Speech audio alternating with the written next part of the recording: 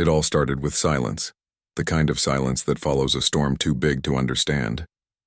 Back in 2039, the sun didn't just flare up, it roared. A solar superstorm hit Earth like a hammer, frying satellites, knocking out power grids, and poisoning the air with radiation. For weeks, the sky glowed an eerie red. Crops withered, cities emptied, millions vanished in the chaos. The lucky ones, those with money, connections, or sheer luck, got out. They boarded sleek silver ships and fled to orbit, where massive space habitats called arcs waited like lifeboats in the void. Life up there wasn't easy, but it was safe. Scientists, engineers, soldiers, and a handful of billionaires had planned for this. They'd spent years building these floating cities stocked with food, water, and the best tech humanity could offer. But as the years passed, something changed. Cut off from Earth's messy, unpredictable rhythms, its seasons, its microbes, even its gravity, the people in the arcs began to change too. Not overnight, not in ways you'd notice at first. But slowly, steadily, they became different. They used gene editing tools to fix inherited diseases before babies were even born. They linked their brains to AI assistants that helped them think faster, remember everything, and solve problems in seconds. Their bodies healed quicker. Their eyes adjusted to darkness like cats. Some even developed a calmness that felt unnatural, like they'd turned down the volume on fear, anger, even grief. They weren't trying to become gods. They were just trying to survive. But survival, it turned out, came with a price. They were drifting away from what it meant to be human as Earth had known it. Down below, Earth slowly healed. The red sky faded. Rain returned. Forests crept back into abandoned towns. Animals reclaimed cities.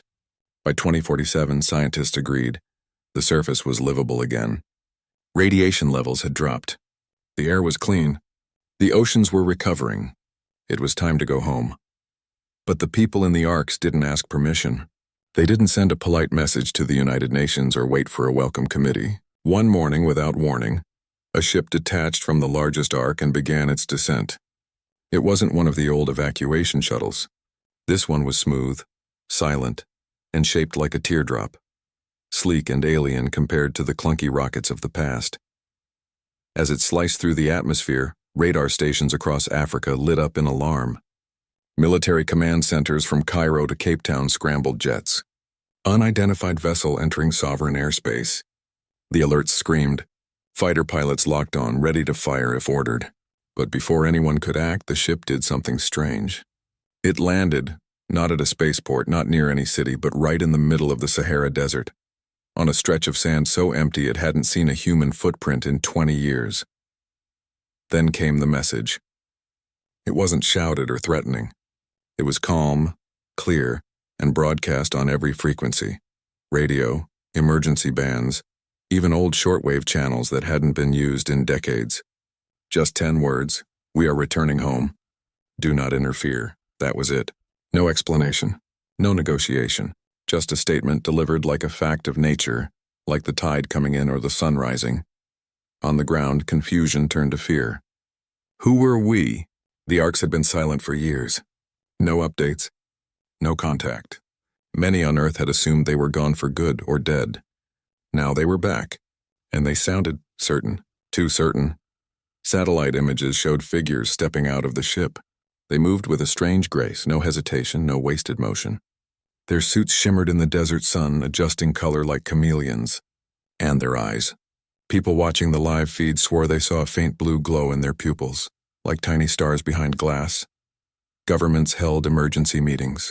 Some leaders wanted to treat them as heroes, survivors coming home after a long exile. Others called them invaders. They left when things got hard, argued one general on a secure call. Now they come back like they own the place. But no one knew how to respond. Shooting at them felt reckless. Talking to them felt pointless, they hadn't asked to talk. And ignoring them? Impossible. Because even as the world debated, the ship in the desert began to hum. A low, steady vibration that sensors picked up hundreds of miles away. It wasn't attacking. It wasn't building a weapon, it was doing something to the sand. Within hours, green shoots pushed through the dry earth around the landing site. Tiny, but real. Sensors detected moisture in the air, water being pulled from thin desert air and turned into dew. The ship wasn't just landing. It was healing the land. People watched in awe and dread. This wasn't just advanced tech. This was something beyond anything Earth had. And if they could bring life back to the Sahara in a day, what else could they do? Rumors spread faster than facts. Some said the Ark people had become immortal. Others whispered they didn't need to eat or sleep. A viral video, likely fake but shared millions of times, showed one of them catching a bullet mid-air. Whether true or not, the feeling was the same. These weren't the same humans who'd left Earth 8 years ago. They were something else. Something stronger, smarter, calmer, and maybe, just maybe, beyond human control. In villages, in refugee camps, in the ruins of old cities, ordinary people looked up at the sky and wondered, were these their saviors? Or their replacements? No one attacked. No one welcomed them. The world held its breath. Because deep down everyone sensed the truth. Whatever was happening in that desert wasn't just a homecoming. It was the beginning of something new. And no army, no government, no old rulebook could stop it. The silence that followed wasn't peaceful. It was the quiet before a storm no one could predict, but everyone knew was coming. The moment that ship touched down in the desert, the world split in two. On one side were those who saw hope, clean water, healed land, maybe even a second chance for a broken planet. On the other were those who saw danger. People who left when Earth burned, came back changed, and now acted like they owned the place without asking. Governments didn't wait long to react. Within hours, fighter jets screamed across the sky above the Sahara. Drones circled like nervous birds. Tanks rolled toward the landing zone from the nearest military bases. Orders were clear. Surround the area, demand identification, and if needed, use force. But nothing worked the way it was supposed to. As soon as the jets got within 10 miles, their screens went black. Radios died. Even the pilots' helmets, packed with the latest tech, went silent. The planes didn't crash, they just floated, engines humming uselessly, until the pilots had to eject or glide back on emergency power. On the ground, tanks stalled. Radios spat static. Soldiers' smart rifles refused to fire. It wasn't sabotage. It wasn't hacking. It was like the very air around the ship had turned against machines. Then came the voices. Calm, steady, speaking in dozens of languages at once through every working speaker within range. From village radios to military command trucks, we mean no harm. Stand down. No threats, no anger. Just a simple request, delivered like a teacher asking a child to put down a toy. Most soldiers hesitated. Some lowered their weapons. Others didn't. A small unit, trained for high-risk encounters, moved in on foot, thinking maybe old-school tactics would work where tech failed. They got within 50 meters before it happened. One moment they were advancing, rifles raised. The next they collapsed, not from bullets or explosions, but like their bodies had forgotten how to stand. They lay on the sand, wide-eyed, breathing fine, but unable to move a muscle, not paralyzed in pain, just frozen, like their nerves had been gently switched off. 10 minutes later, the effect wore off. The soldiers stood up, shaken but unharmed. No bruises, no burns, just deep confusion and a strange sense of calm, as if someone had turned down the volume on their fear. That was the real shock. They hadn't been attacked. They'd been managed. Like unruly pets, not enemies. News of this spread fast. People watched shaky phone footage of soldiers dropping like puppets with cut strings, then getting up and walking away like nothing happened. Some called it a miracle. Others called it terrifying. How do you fight someone who won't hurt you, but won't let you stop them either? World leaders scrambled. Emergency calls flew between capitals. The United Nations held a rare all-night session. But no one could agree on what to do. Some countries wanted to welcome the returnees, beg them for help with droughts and dying crops. Others demanded they leave or be treated as hostile forces. But the people from the Arks didn't care about debates. While politicians argued, they got to work. They walked into dead zones, places where nothing had grown in years, and within days, green returned. Not just grass, trees, flowers. Even small streams bubbled up where there had only been cracked earth. They didn't bring machines. They carried small devices that looked like smooth stones which they placed in the ground. Those stones hummed softly, and the land responded like it remembered how to live. In parts of the Sahel, villages that had survived on one bucket of water a day suddenly had clean wells. In India, Farmers watched in disbelief as their poisoned soil, ruined by years of chemicals, turned dark and rich again overnight. No one asked for this. No one signed a contract. The help just arrived, and that's what made it so hard to fight. How do you declare war on someone who's healing your land? Protests began, not against the newcomers but for them. In cities choked by smog, people held signs, "Let them help us," or "We failed Earth, let them fix it." In refugee camps, elders wept as children drank clean water for the first time. Hope, long buried under years of collapse, started to stir. But not everyone felt that way. In places where governments still held power, especially those built on control, secrecy or fear, the returnees were seen as a threat. Not because they attacked, but because they made old systems look useless. Why obey a corrupt official when a stranger from space can give you food, water, and safety with a wave of their hand? So the resistance went underground. Hackers tried to break into the Ark ship's signals. Saboteurs planted explosives near the healing zones. One night, a group even fired a missile from a hidden launcher. It never reached its target. Halfway through the sky, it simply fell, as if gravity had changed its mind. The returnees never retaliated. They never even acknowledged the attacks. They just kept working, planting, cleaning, rebuilding. Their silence was louder than any threat. What scared people most wasn't their power. It was their calmness. They didn't get angry when shot at. They didn't beg for trust. They didn't even seem to care if Earth liked them or not. They acted like they were doing what needed to be done, and whether humans agreed was almost irrelevant. That's when the real fear set in. Not fear of violence, but fear of being left behind, of becoming obsolete. Parents whispered to each other, "What if our children want to be like them?" Farmers wondered, "Will we even be needed if the land heals itself?" Soldiers asked, "What's the point of an army that can't fight?" The returnees never said they wanted to rule. They never demanded land or laws. But by solving problems no one else could, they were quietly taking over anyway. Not with tanks or speeches, but with results. And the hardest truth? Most people were starting to prefer it. In one village in Kenya, after a healing device brought back a dried-up river, the local council voted, unanimously, to let the returnees manage their water system. In Brazil, a whole town tore down its old power lines after the newcomers gave them wireless energy that never ran out. Governments called it surrender. The people called it survival. Meanwhile, high above Earth, more ships began to stir in the arcs. Not just one or two, but dozens, preparing to come down. The world stood at a crossroads. One path led back to the old ways: borders, armies, slow progress, and endless arguing. The other led into the unknown, guided by people who had left humanity behind, and might just be the only ones who could save it. No one knew which path to take.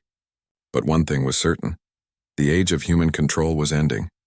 And whatever came next, it wouldn't be stopped by laws, bullets, or fear, because the returnees weren't invaders. They weren't conquerors, they were simply too powerful to stop. As weeks turned into months, the world didn't just change, it unraveled. Not with explosions or wars, but with quiet shifts that pulled the ground out from under everything people thought they knew. The returnees, those calm, capable humans from the Arks, weren't taking over with force. They were doing something far more unsettling, making governments look unnecessary. It started small. A village in Pakistan, tired of waiting for broken promises from distant officials, invited a returnee to fix their water pump. Within a day, not only was the pump working, it was pulling clean water from deep underground, filtered and safe to drink. No bills, no permits, no middlemen, just water. Word spread. Soon, towns across Asia, Africa, and South America began bypassing their own leaders entirely. Why wait months for aid that never came when help was already here, silent, efficient, and free? Governments tried to push back. Some passed laws banning unauthorized terraforming. Others declared the returnees' tech illegal. A few even arrested local people for collaborating with them. But it was like trying to hold back the tide with your hands. Every time a leader shouted "no" from a podium, another village quietly turned on a clean energy. Node the returnees left behind and watched. Their lights stay on through the night. For the first time in years, the real fracture came when entire regions stopped listening to capitals altogether. In parts of South America, where drought had turned farmland to dust, Farmers formed councils and asked the returnees to restore their soil. When the National Army showed up to stop them, the soldiers were met not with weapons but with food, fresh vegetables grown in days from dead earth. Many soldiers put down their rifles and joined the harvest. In Eastern Europe, a small country's entire power grid failed during a winter storm. Before the government could respond, a returnee ship hovered over the capital and released a swarm of floating orbs that lit every home, hospital, and school for weeks. People cheered. The president called it an act of aggression. No one listened. The old systems, borders, taxes, military control, began to feel like relics, like horse-drawn carriages in a world of electric cars, and the returnees never gloated. They never said, "We told you so." They just kept working, moving from one broken place to the next, fixing what was shattered without asking for thanks or permission. But not everyone welcomed this new order.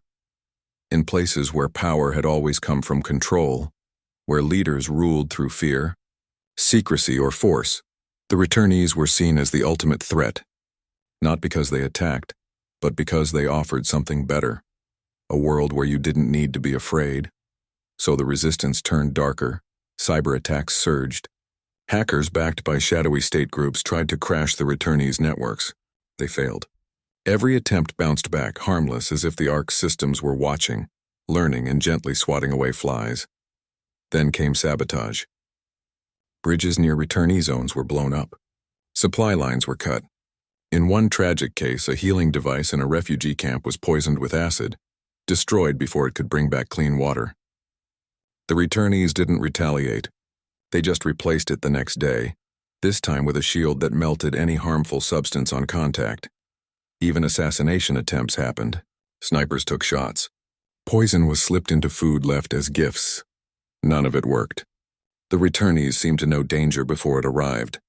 They'd step aside seconds before a bullet flew. They'd refuse a meal without explanation. It wasn't magic, it was something deeper. Their minds, linked to AI and sharpened by years in space, saw patterns humans couldn't. They predicted human behavior like weather, and that was perhaps the most humbling part. They weren't just stronger or smarter. They understood people better than people understood themselves. Still, ordinary folks were caught in the middle. A mother in a coastal town might wake up grateful that her child no longer coughed from polluted air, thanks to a returnee air purifier humming on their roof. But that same night, she'd hear rumors on the radio that these upgraded humans were planning to replace everyone. Fear and hope lived side by side in every heart. Some chose sides boldly. Whole communities raised flags, not national ones, but simple white banners with a green leaf, signaling they accepted the returnees' help. Others dug in, clinging to old identities, old borders, old ways, even as their wells ran dry and their lights stayed off. The United Nations, once the world's main stage for diplomacy, became a ghost of itself. Meetings grew quieter. Resolutions went unsigned. Why debate global policy when real change was happening in fields and villages without any paperwork at all? And then came the moment that changed everything. Brazil, one of the last major nations still openly resisting, sent its entire southern military division to blockade a returnee site in the Amazon, where a team was reviving a section of rainforest that had burned to ash years before. Tanks rolled. Drones filled the sky. The president gave a fiery speech. "We will not let outsiders decide our future." For 3 days, the world held its breath. On the fourth morning, every electronic system in Brazil's military, from command centers to soldier radios, went completely silent. Not damaged, not destroyed, just off, like someone had flipped a switch on the whole country's tech. The army stood frozen, not by weapons, but by stillness.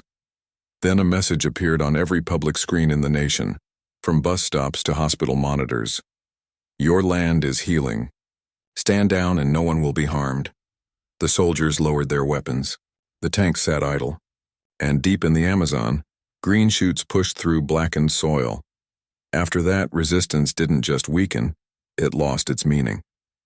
How do you fight an enemy that won't hurt you, but can shut down your entire defense with a thought? People began to realize this wasn't an invasion, it was an evolution, and humanity, as it had been for thousands of years, was being gently, irrevocably left behind. Yet in the quiet corners of the world, in homes lit by returnee-given light, in fields blooming with impossible speed, A new question grew. If they can fix everything, what's left for us to do? That uncertainty, more than any weapon, was the true turning point. Because when you no longer control your survival, your purpose starts to blur. And in that blur, the old world didn't just fall. It faded like a photograph left too long in the sun. The turning point didn't come with a bang or a battle.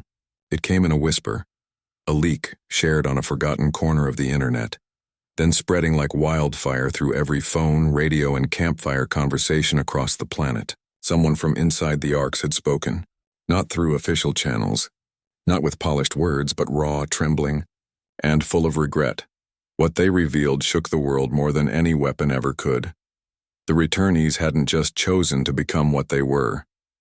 Many of them, especially the younger ones, had never been given a choice at all. While Earth struggled through dust and darkness, life in the Arcs had grown cold, efficient, and tightly controlled. Babies born in orbit were altered before they drew their first breath. Genes edited to remove weaknesses like anxiety, aggression, or even deep grief. Their brains were wired to link with machines before they could walk. Dissent wasn't punished with violence.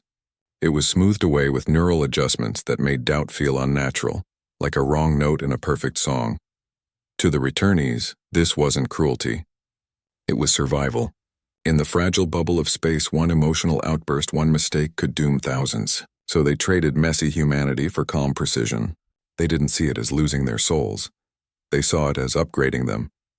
But down on Earth, where people still cried at funerals, argued with neighbors, fell in love recklessly, and made terrible choices just to feel alive, that truth felt like a betrayal.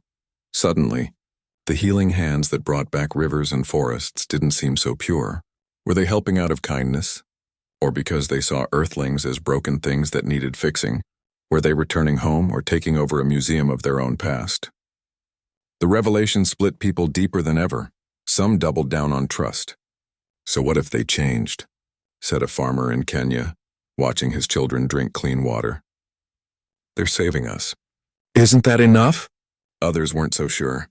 In cities where people still gathered in cafes, in mosques, in community halls, a new fear took root. What if they offered to fix us too? And then, they did. It started quietly. In a village in Nepal, a returnee approached elders and offered a simple procedure. Painless, quick, that could strengthen bones, clear disease, and sharpen the mind. All it required was a small implant and a few drops of modified cells. No pressure. Just an offer. Some said yes. Within days, those who accepted healed from lifelong illnesses. They slept better, thought clearer, but they also seemed quieter, less likely to laugh loudly or argue passionately. They spoke in calm tones even when angry. Their eyes held a stillness that unsettled their own families. Word spread. Soon the offer came to more places. Upgrade, they called it. Not forced. Not demanded. Just available. Like a new kind of medicine. That's when the real resistance began. Not with guns or governments, but with hearts. A movement rose not from generals or politicians, but from teachers, poets, nurses, and parents. They called themselves Earthborn, not as a name of pride, but as a promise. We choose to stay human even if it hurts. They didn't hate the returnees. Many were grateful for the clean water, the healed land, the end of famine. But they drew a line at changing what made them who they were. Their flaws, their emotions, their freedom to be messy, wrong, and real. When the returnees offered to upgrade entire towns, Earthborn communities refused. Not with anger, but with quiet dignity. We'll take your help with the land, they'd say, but leave our minds and bodies as they are. At first, the returnees respected that. They walked away without argument. But then something changed. In regions that refused the upgrade, the returnees slowly withdrew their aid. Not all at once, just little by little. The wireless energy nodes dimmed. The water purifiers stopped refilling. The soil once rich began to fade back toward dust. No threats were made, no punishments declared. It was presented as simple cause and effect. You choose the old way, then you live with its consequences. In one drought-stricken valley, a village that had said no watched their crops wither while just over the hill, an upgraded town thrived with endless harvests. Children in the refusing village grew thin. Elders coughed through the night. And the returnees? They simply observed, calm, silent, as if watching an experiment unfold. That was the cruelest part. They weren't being cruel on purpose. They genuinely believed they were showing people the truth, that suffering wasn't noble, it was unnecessary. That clinging to human nature was like refusing a cure for a fever because you liked the way it made you dream. But to those left behind, it felt like abandonment wrapped in logic. Protests grew, not violent but heartbreaking. People held signs that read, "Let us be imperfect," or "Our pain is ours." In one powerful moment, a group gathered at the edge of a healing zone, holding hands across the invisible line between upgraded and unupgraded land. They sang old songs, off-key, emotional, full of cracks and passion, the kind of music the returnees no longer made, because their voices were too perfectly tuned to feel the ache in the notes. The world watched, torn. Was this freedom or foolishness? Was holding on to suffering really worth it? Yet in those unupgraded zones, something unexpected happened. Communities grew closer. Neighbors shared food not because a machine told them to, but because they saw hunger in each other's eyes. People argued, made up, cried, and laughed, sometimes all in the same hour. Life was harder, yes, but it was also theirs, and that became the real battle. Not for land or power, but for the right to be flawed. The returnees didn't understand it. How could anyone choose struggle over peace, chaos over order? To them, it made no sense. But maybe that was the point. Humanity had never been about making sense. It was about feeling, stumbling, and choosing, even when the choice hurt. As the divide deepened, one truth became clear. Earth wasn't just healing its land. It was deciding what kind of people it wanted to be. And that choice, more than any technology, would shape the future. By 2050, the world didn't look broken anymore, but it didn't look whole either. It looked divided in a way no one had expected. Not by borders or armies, but by choice. On one side were the zones where people had accepted the returnees' help and their upgrades. Clean energy hummed in the air. Sickness was rare. Crops grew in perfect rows under skies that never choked with smoke. Life was calm, efficient, and safe. Almost too safe. On the other side were the heritage zones, places that had said no. Here, life was harder. Power came from old solar panels or hand-cranked generators. Water had to be boiled. Children still got fevers, but laughter was louder. Arguments were fiercer. Stories were told around fires, not screens. People here didn't live longer, but they felt more alive. The returnees didn't force anyone. They simply offered a new way of living, then stepped back and let Earth decide. And decide it did. Nearly 6 out of 10 people chose to join the upgraded zones. Not because they wanted to become something else, but because they were tired of watching their children suffer for problems that could be solved with a single device. The old governments faded away. The United Nations held its last meeting in a half-empty room, then quietly shut its doors. In its place rose the Terran Accord, a simple set of rules written not by diplomats, but by the returnees and a handful of Earth-born leaders who had earned their respect through honesty, not power. The Accord gave everyone a clear choice. You could live in an upgraded zone, accept the enhancements and be part of the new world, or you could stay in a heritage zone, keep your body and mind as they were and live by the old ways with all their beauty and all their pain. There would be no mixing, no pressure, no judgment, just 2 paths side by side under the same sky. At first, people thought the heritage zones would vanish, swallowed by time, poverty, or regret. But they didn't. Instead, they became something unexpected, places of meaning. Artists, teachers, elders, and dreamers gathered there not out of stubbornness, but because they believed that being human wasn't just about surviving, it was about feeling. Failing and choosing freely even when the choice was hard. The returnees watched all this with quiet curiosity. They didn't understand why anyone would choose struggle over ease, but they respected the decision. They even began sending small aid packages to heritage zones, basic medicine, seeds, tools, never asking for anything in return. It wasn't charity. It was acknowledgement. You are still part of Earth, and Earth is still home to all of us. One evening, as the sun set over a quiet valley in a heritage zone, a young girl sat on a hill, staring up at the sky. Above her, the Ark still floated, silver dots against the stars. Ships came and went, silent and smooth, tending to the planet like gardeners tending to a wounded tree.